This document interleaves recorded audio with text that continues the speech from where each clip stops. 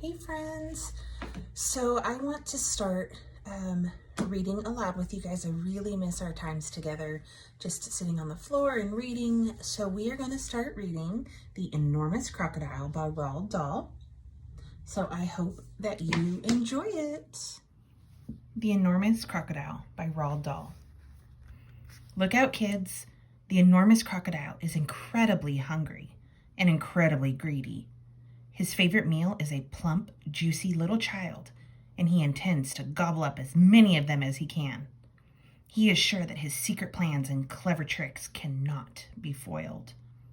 But when the other animals in the jungle join together to put an end to his wicked schemes, the enormous crocodile learns a lesson he won't soon forget.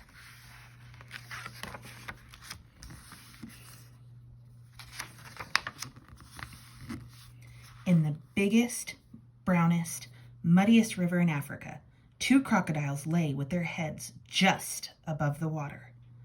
One of the crocodiles was enormous, the other not so big. "Do you know what I would like for my lunch today?" the enormous crocodile asked. "No," the not-so-big one said. "What?" The enormous crocodile grinned, showing hundreds of sharp white teeth. "For my lunch today," he said, "I would like to have a nice, juicy little child." "I never eat children," the not-so-big one said. "Only fish." "Ho, ho, ho," cried the enormous crocodile. "I'll bet if you saw a fat, juicy little child paddling in the water over there at this very moment, you'd gulp him up in one gulp." "No, I wouldn't," the not-so-big one said.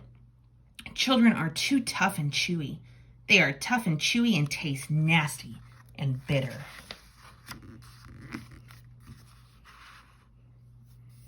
"Tough and chewy," cried the enormous crocodile. "Nasty and bitter? What awful Tommy rot you talk. They are juicy and yummy. They taste so bitter," the not-so-big one said. "You have to cover them with sugar before you can eat them." "Children are bigger than fish," said the enormous crocodile. "You get bigger helpings." "You are greedy," the not-so-big one said. "You're the greediest croc in the whole river."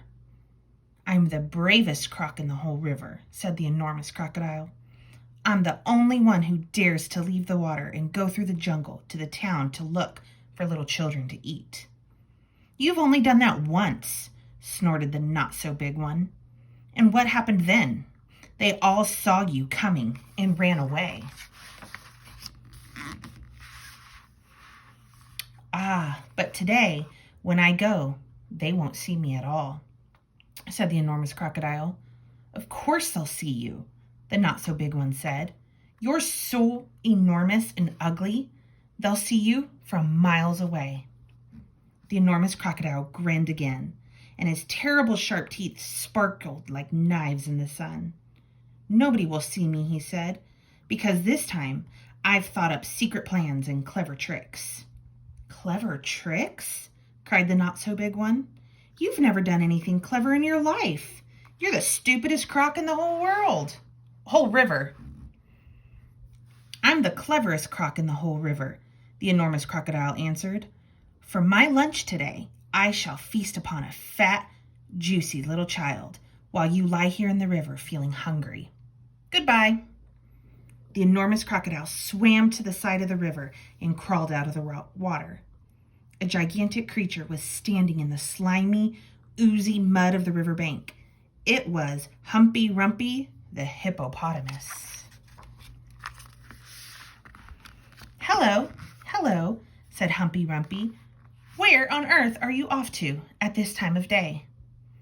"I have secret plans and clever tricks," said the crocodile. "Oh dear," said Humpy Rumpy. "I'll bet you're going to do something horrid." The enormous crocodile grinned at Humpy Rumpy and said, "I'm going to fill my hungry, empty tummy with something yummy, yummy, yummy, yummy, yummy." "What's so yummy?" asked Humpy Rumpy. "Try to guess," said the crocodile. "It's something that walks on two legs." "You don't mean," said Humpy Rumpy, "you don't really mean You're going to eat a little child?" "Of course I am," said the crocodile. "Oh, you horrid, greedy, grumptuous brute," cried Humpy Rumpy. "I hope you get caught and cooked and turned into crocodile soup." The enormous crocodile laughed out loud at Humpy Rumpy. Then he waddled off into the jungle. Inside the jungle, he met Trunky the elephant. Trunky was nibbling leaves from the top of a tall tree, and he didn't notice the crocodile at first. So the crocodile bit him on the leg. "Ow!" said Trunky in his big, deep voice. "Who did that?" "Oh, it's you, is it, you beastly crocodile? Why don't you go back to that big brown muddy river where you belong?" "I have secret plans and clever tricks," said the crocodile. "You mean you've got nasty plans and nasty tricks," said Trunky. "You've never done a nice thing in your life."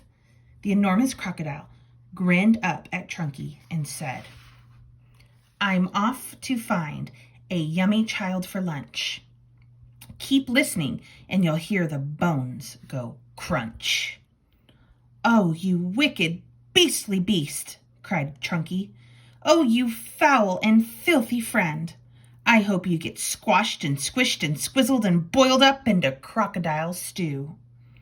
The enormous crocodile laughed out loud and disappeared into the thick, thick jungle.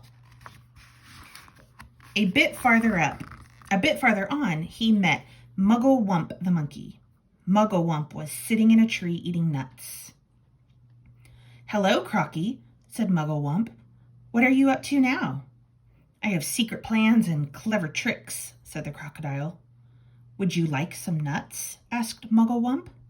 "I have better things to do than eat nuts," sniffed the crocodile. "I didn't think there was anything better than nuts," said Muggle-Wump. "Aha!" said the enormous crocodile. "The sort of things that I am going to eat have fingers, toenails, arms, and legs and feet." Muggle-Wump went pale and began to shake all over. "You aren't really going to gobble up a little child, are you?" he said. "Of course I am," said the crocodile. "Clothes and all. They taste better with clothes on." "Oh, you horrid, hoggish croc," cried Muggle-Wump. "You slimy, creepy creature. I hope the buttons and buckles all stick in your throat and choke you to death." The crocodile grinned up at Muggle-Wump and said, "I eat monkeys too." And quick as a flash, with one bite of his huge jaws, he bit through the tree that Muggle-Wump was sitting in, and down it came. But just in time, Muggle-Wump jumped into the next tree and swung away through the branches. A bit farther on, the enormous crocodile met the roly-poly bird. The roly-poly bird was building a nest in an orange tree. "Hello there, enormous crocodile," sang the roly-poly bird. "You don't often see you up here in the jungle." "Ah," said the crocodile, "I have secret plans and clever tricks." "I hope it's not something nasty," sang the roly-poly bird. "Nasty?" cried the crocodile. "Of course it's not nasty. It's delicious. It's luscious, it's super, it's muscious, it's duper. It's better than rotten old fish. You mash it and munch it, you chew it and crunch it. It's lovely to hear it go squish." "It must be berries," sang the roly-poly bird. "Berries are my favorite food in the world." "Is it raspberries, perhaps? Or could it be strawberries?" The enormous crocodile laughed so much his teeth rattled together like pennies in a piggy bank. "Crocodiles don't eat berries," he said. "We eat little boys and girls. And sometimes we eat roly-poly birds as well." Very quickly, the crocodile reached up and snapped his jaws at the roly-poly bird. He just missed the bird, but he managed to catch hold of the long, beautiful feathers in its tail. The roly-poly bird gave a shriek of terror and shot straight up into the air, leaving its tail feathers behind in the enormous crocodile's mouth. At last, the enormous crocodile came out of the other side of the jungle into the sunshine. He could see the town not far away.